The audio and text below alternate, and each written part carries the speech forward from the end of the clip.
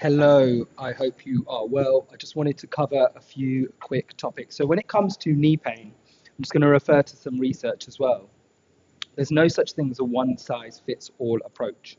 Okay, and also it's all well and good looking up exercises, but it's very, very individual. Your healing process is very individual to you.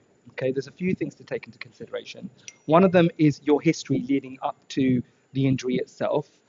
There's many things that can play a part in how your body has adapted to get to that stage. This is not just the injuries, by the way. You can apply this to every injury. Your body has gone through many different adaptations based on your lifestyle, based on your previous injuries, based on pain, based on what you do for a living, etc., etc.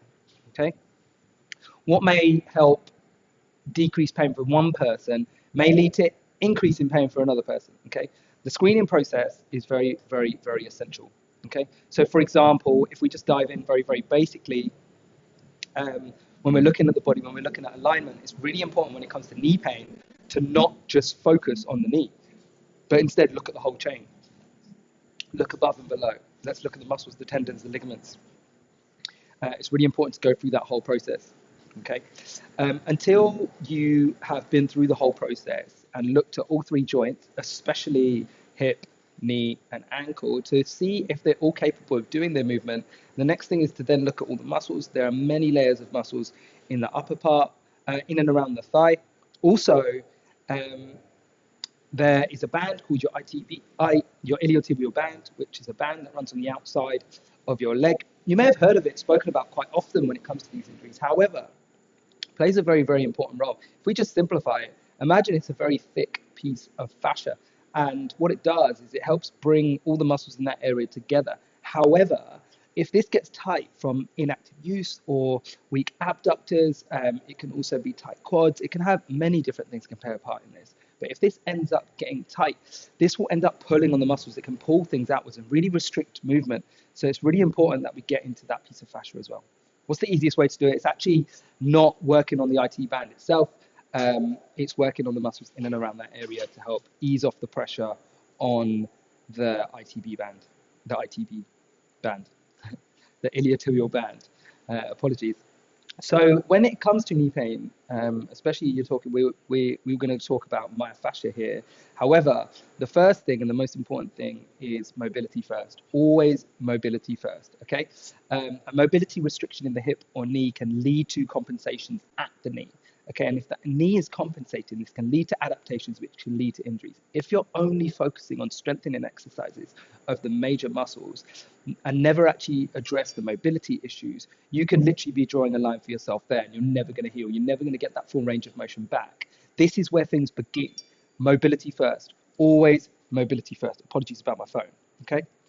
Really focus on that, and that's where you move forwards from. Unfortunately, a lot of rehab actually starts not with mobility first, but focuses on strengthening. Okay, strengthening does play a big part, but mobility is also a very, very important part. Okay, healthy movement is made up of three things. It's made up of mobility, flexibility, and stability. Okay, stability, strength in that area. Mobility is the joint work, ensuring the joints are able to do what they are designed to do, and ensuring that there's no adaptations or compensations going on, and alignment as well. And then flexibility is the muscles. You need all three to ensure that you're moving and you are going to live pain free.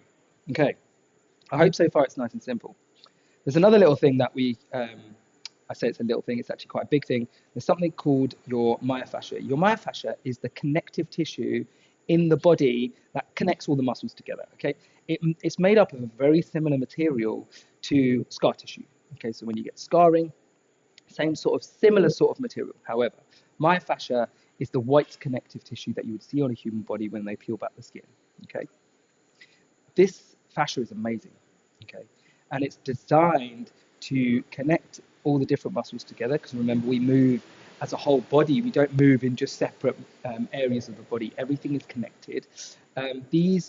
This same fascia also wraps a sheet around each muscle. It's not as visible, it's usually quite thin, but it basically runs from top to bottom. Okay.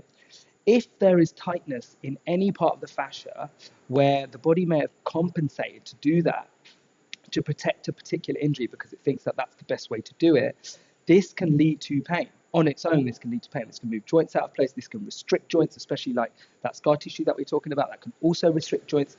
So it's very, very important to ensure that the myofascia is, one, well hydrated, two, it is all moving well. There's no restrictions in your myofascia. You're not feeling like things are tight. And three, allowing each and every muscle and joint to do what they're meant to be doing. Okay, so how do we ensure that if there is any tightness in our myofascia, what's the kind of things that we can do? So there's a few different ways. Trigger point release can make a big difference.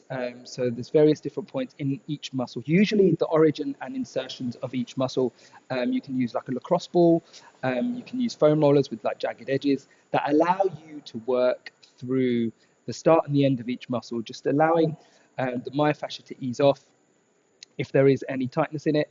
Obviously, this is a lot easier to do if you've got the guidance of a very good coach, because ultimately, do you know where each muscle starts and ends? Do you know where the myofascia is? Do you know how you can do that? And then secondly, staying very, very, very hydrated when you're doing this work. So once you're doing this work, usually the tight muscles are very dehydrated in those areas. So staying extra hydrated as you're moving through the progress, and not just focusing on myofascia. So like, for example, strength, we've spoken about stability, flexibility, and mobility. They're all very, very important. They all play hand in hand. It's like adding one piece of the puzzle. You can't just do a couple of pieces of the puzzle. You need to be ensuring that you're taking a very well holistic approach, approaching from many different angles, okay? And you're using science and strength to move forwards, okay? And that's how we do this. So ultimately, what you've done here is we're taking all the principles of healthy movement and we're moving them into our rehab to ensure that everything's going to be well aligned, well balanced. And when you are focusing on strength, everything is well aligned and well balanced to ensure that you're not going to ever move backwards in this process. Okay, soft tissue mobilization is really, really key. You can also use foam rollers. They make a very big difference as well, especially if you know how to use a foam roller properly. It's not just up and down a muscle. It's really important to like take some time, especially if you have tender bits, just spend a little bit of time on there moving sideways and not just up and down the muscle fibers to get nice and deep inside that fascia. Okay, because when we do damage a muscle, we don't just damage the top layer, we damage all the way through that muscle. Potentially we could go all the way down to the bottom. So it's really important that we focus on breaking down that scar tissue. So the myofascia, the tension that runs down muscles from top to bottom can all work smoothly instead of going down some of the scar tissue, which leads to a higher risk of re-injury. Look, if anyone has any questions, if any of this was super complicated and you're like, oh my God, Preet, I actually have no idea what you just said because that was way too much, drop me a DM and we can dive into things in a little bit more detail. Okay, have an amazing day and I'll catch you all soon.